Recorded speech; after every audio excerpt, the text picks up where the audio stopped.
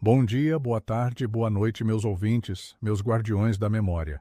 Aproximem a cadeira, sintam o aroma do café que acaba de passar e deixem que o som do relógio de parede nos guie para longe do presente. Estamos aqui, entre os arquivos empoeirados do vale, para falar de um lugar que você julga conhecer. Você, que é de Teófilo Otoni, ou você que apenas admira a beleza das pedras preciosas que brilham nas vitrines dessa cidade, certamente já cruzou a Praça Tiradentes. É o coração pulsante, o ponto de encontro, o lugar onde os pombos descansam sob a sombra fresca das árvores frondosas. Mas, meu caro, você já sentiu o peso do chão sob seus pés? Já parou para ouvir o que aquele solo sussurra quando o barulho do comércio silencia? Existe uma verdade que não foi talhada no busto de Tiradentes, nem escrita nas placas de inauguração.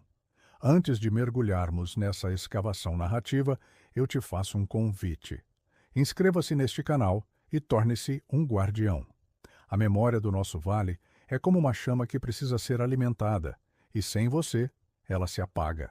Fique comigo até o final deste vídeo, pois o que eu vou revelar na 8ª parte deste documentário vai mudar permanentemente a forma como você enxerga o centro da sua cidade. O título que te trouxe aqui não é uma promessa vazia.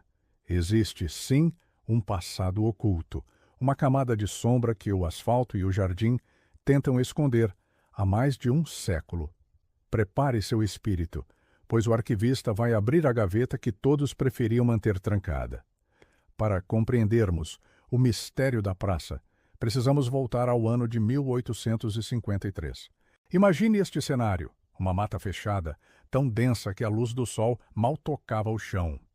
O Vale do Mucuri era um território indomado, um reino de feras e de homens que viviam em harmonia com a floresta.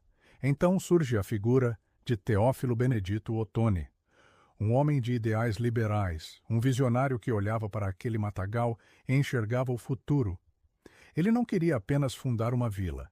Ele queria erguer a Filadélfia brasileira, uma cidade planejada para o comércio, para o progresso, para ser o elo entre o sertão mineiro e o mar da Bahia.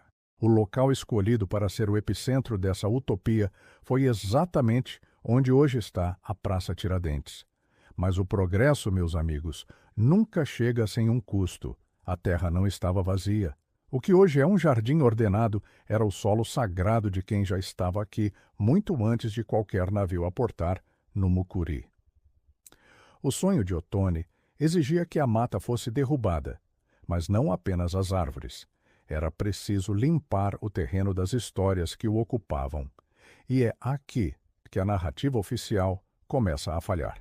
Os arquivos da Companhia do Mucuri falam em abrir caminhos, mas entre as linhas dessas cartas amareladas, lê-se o desespero de quem via seu mundo sendo retalhado por bússolas e correntes de agrimensores. A praça nasceu sob o signo da substituição. Para que a praça existisse, um mundo inteiro precisou deixar de ser. Agora peço que você caminhe mentalmente até o centro da praça. Sinta a terra. Antes de ser Tiradentes, antes de ser Filadélfia, aquele solo era o domínio dos povos aimorés, os temidos botocudos. Eles eram os guardiões naturais do Mucuri. Para o homem branco que chegava com seus mapas, eles eram obstáculos. O passado oculto desta praça está manchado por um conflito que a história escolar tenta suavizar. Os registros que guardo aqui falam de pacificação, mas o que ocorreu foi uma guerra de atrito. Imagine o medo, o som das flechas cortando o ar e o estrondo das armas de fogo que ecoavam onde hoje ouvimos o riso das crianças. Dizem que, durante as escavações para o nivelamento do terreno da praça nas primeiras décadas, muitos vestígios foram encontrados. Cerâmicas, restos mortais, símbolos de uma cultura milenar. O que foi feito desses achados? Onde estão as provas da existência daqueles que foram expulsos de seu coração geográfico? A Praça Tiradentes é, na verdade, um grande memorial sem nome para aqueles que tombaram defendendo o vale. O silêncio que você sente em certas tardes de calor na praça não é apenas a falta de vento, é o eco de um grito que foi sufocado pela pavimentação. O solo da praça tem memória, e essa memória é feita de resistência e dor. Ao redor da Praça Tiradentes, ergueram-se os símbolos do poder de Teófilo Otoni, casarões imponentes, com suas fachadas que buscavam imitar a sofisticação europeia no meio do sertão. Mas olhem com atenção para a arquitetura daquela área. Os arquivos revelam que a praça foi desenhada para que tudo pudesse ser vigiado. Quem estava nos balcões dos sobrados tinha o controle visual de quem chegava e de quem partia. E há algo ainda mais intrigante: as lendas urbanas, que muitas vezes são apenas fatos que não tiveram coragem de virar notícia, falam de uma rede de passagens subterrâneas. Por que uma cidade no Nordeste mineiro precisaria de túneis sob sua praça principal? A resposta reside na segurança da elite e no transporte de riquezas. Em tempos de instabilidade política e revoltas frequentes no vale, ter uma rota de fuga ou um caminho discreto para o ouro e as pedras preciosas era a diferença entre a vida e a morte. Alguns antigos funcionários de obras públicas sussurram sobre o encontro de abóbadas de tijolos maciços ao repararem tubulações antigas. O que corre sob os seus pés enquanto você caminha distraidamente? A cidade que vemos é apenas uma casca. A verdadeira Teófilo Otoni histórica possui porões que nunca viram a luz do dia. Meus caros, nem tudo o que brilha na Praça Tiradentes é cristal de rocha. Existe um episódio enterrado sob camadas de poeira nos registros da polícia da época e em cartas trocadas entre coronéis que faz o sangue gelar. No início do século XX, Teófilo Otoni era um barril de pólvora. A tensão entre os grandes latifundiários e os pequenos comerciantes e trabalhadores que buscavam um lugar ao sol na Filadélfia mineira chegou ao ponto de ruptura. Relatos orais, passados de avô para neto nas varandas das fazendas vizinhas, falam de uma noite em que o luar da praça foi testemunha de uma purga silenciosa.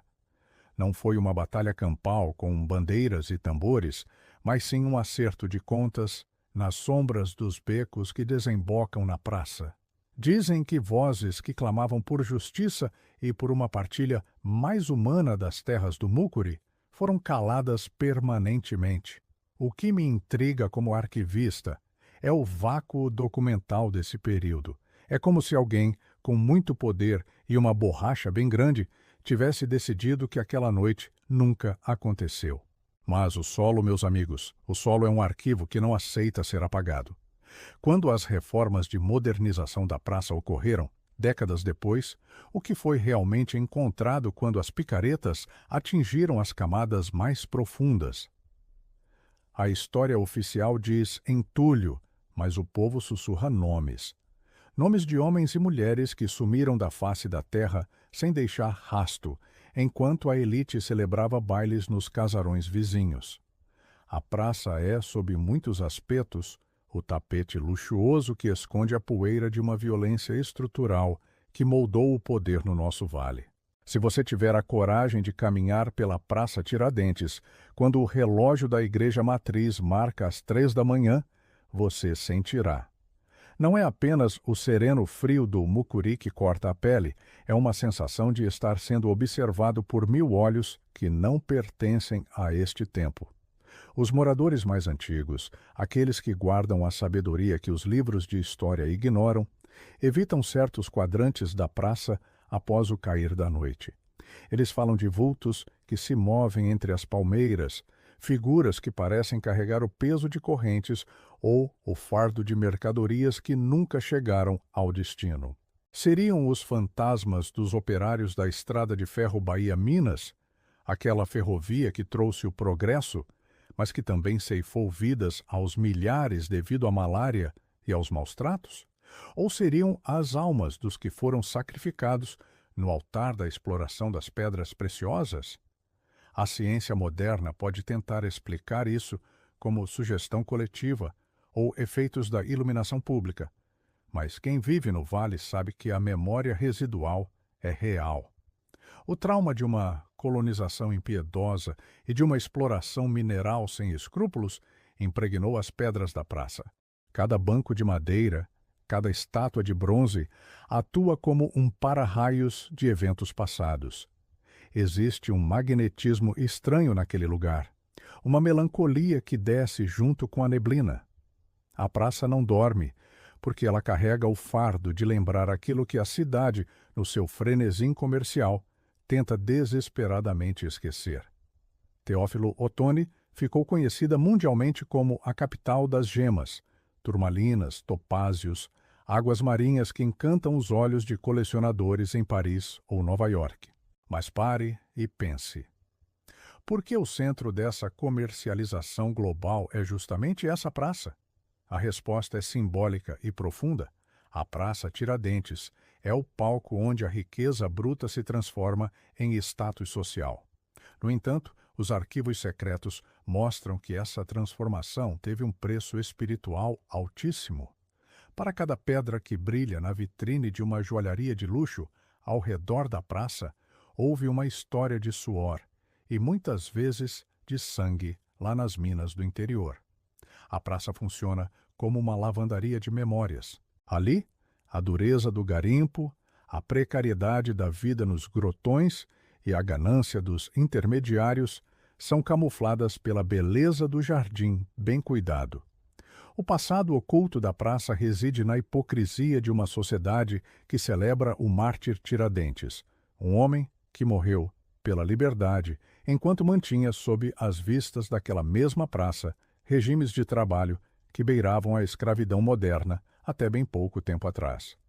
As pedras que dão nome à cidade são as mesmas que pesam no peito da história local. A praça é o monumento ao triunfo do capital sobre a carne, e cada vez que um grande negócio é fechado num daqueles escritórios, os fantasmas do passado oculto dão mais uma volta em torno do coreto, lembrando-nos que nada é verdadeiramente limpo quando o lucro está acima da vida. Chegamos ao fim da nossa jornada, mas este não é o fim da história. É apenas o começo da sua nova visão sobre o mundo. Agora, quando você caminhar pela Praça Tiradentes em Teófilo Otoni, eu sei que você não verá apenas o busto do herói ou o verde das árvores. Você sentirá o sangue dos botocudos sob as suas solas. Você imaginará os túneis que serpenteiam o subsolo, guardando os segredos de uma elite que sempre teve medo da luz do sol.